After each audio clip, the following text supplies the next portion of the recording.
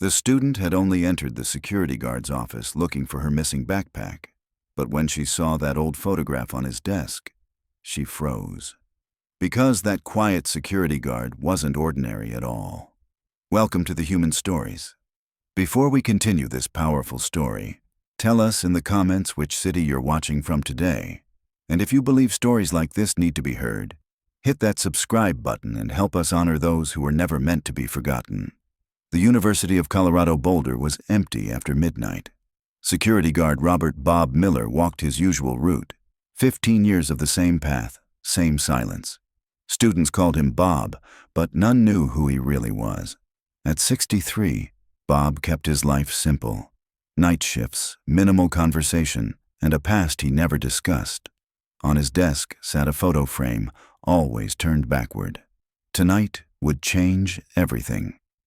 At 1:45 a.m., Sarah Thompson knocked on his office door. The computer engineering senior looked panicked. "Mr. Miller, I can't find my backpack. Could we check the lab?" In the lab, Sarah frantically searched. "It has my laptop, important files." Her hands trembled. They found nothing. "Could we check security cameras?" Sarah asked desperately. Bob hesitated. Camera access required supervisor approval, but the girl seemed desperate. "All right, let's go back to the office." Bob turned on monitors while Sarah used his phone. Her cell had died.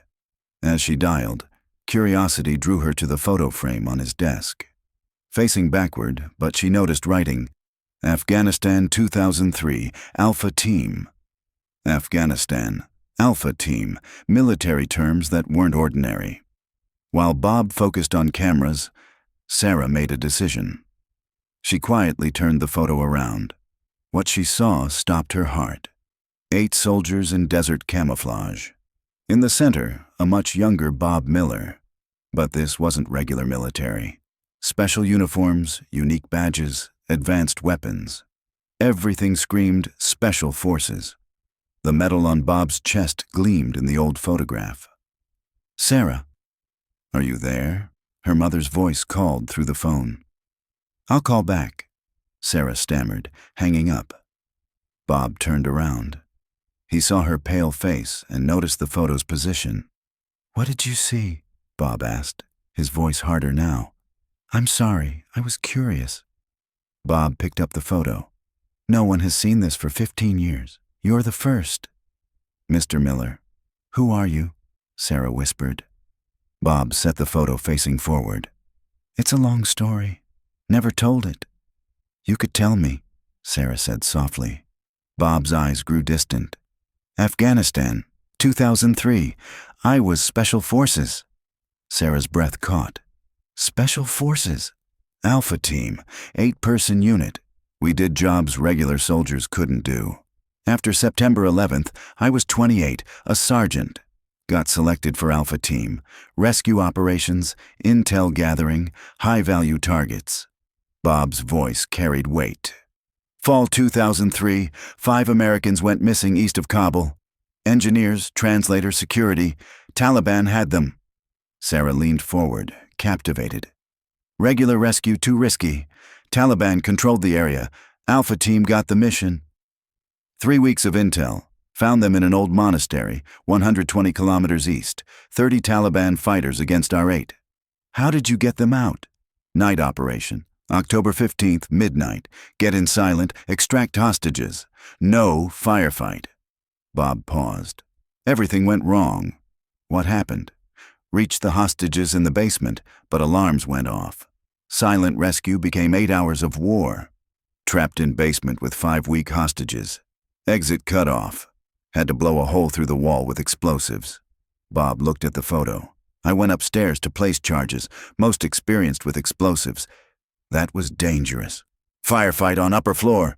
Grenade exploded. Shrapnel in my leg. Hand crushed." Bob showed his scars. "But I placed the charges, blew the wall." "Did everyone escape?"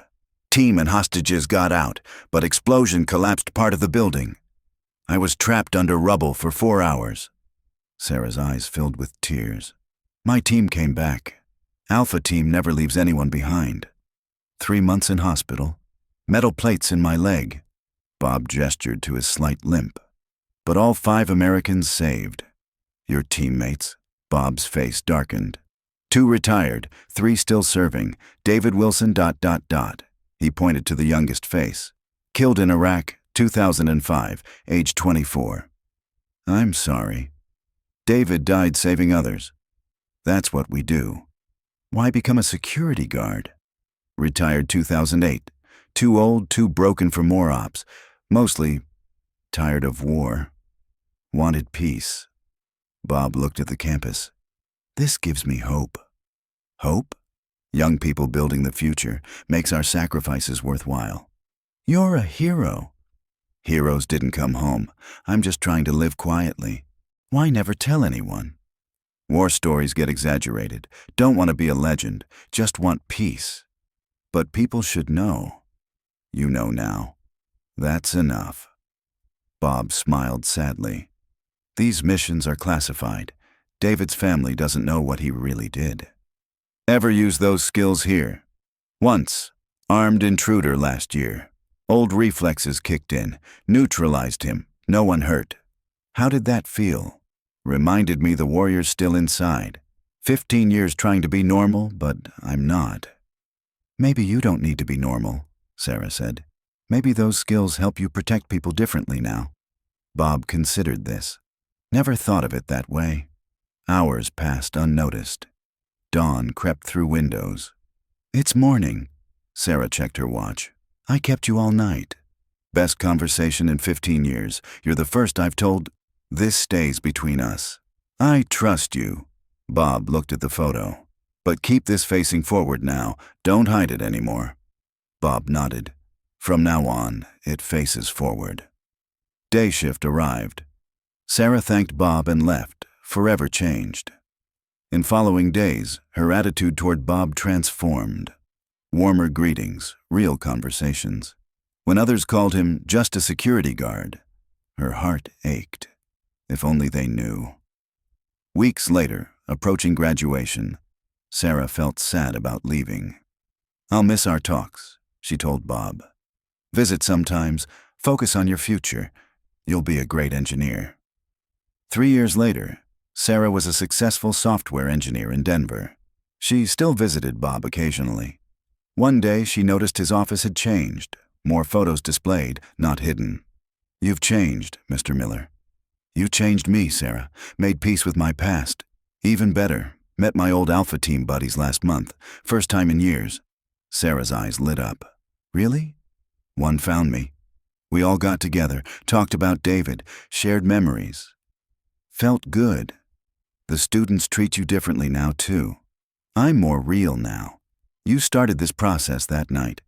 When Bob retired at 70, the university held a ceremony.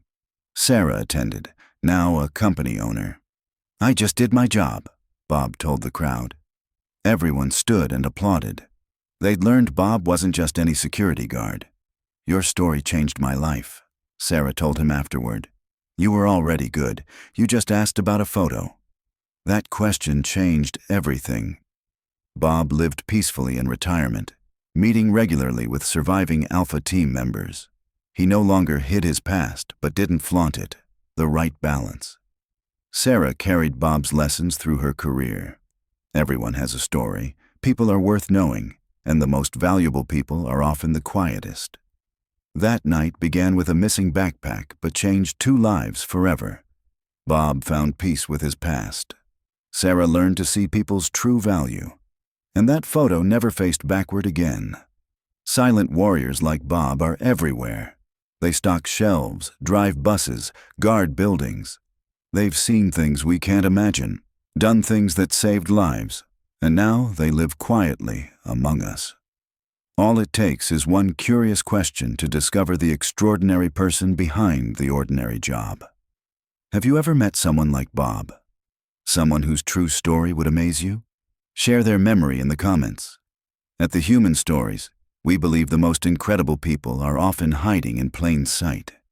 The next time you see a security guard, a janitor, or any worker you might overlook, remember Bob's story. You never know what history they carry in their silence. Some heroes wear badges, others wear uniforms. But the greatest heroes often wear the simplest clothes and carry the deepest secrets. Bob Miller taught us that courage isn't always loud. Sometimes it's quiet, patient, and walks the halls at midnight, protecting tomorrow while honoring yesterday.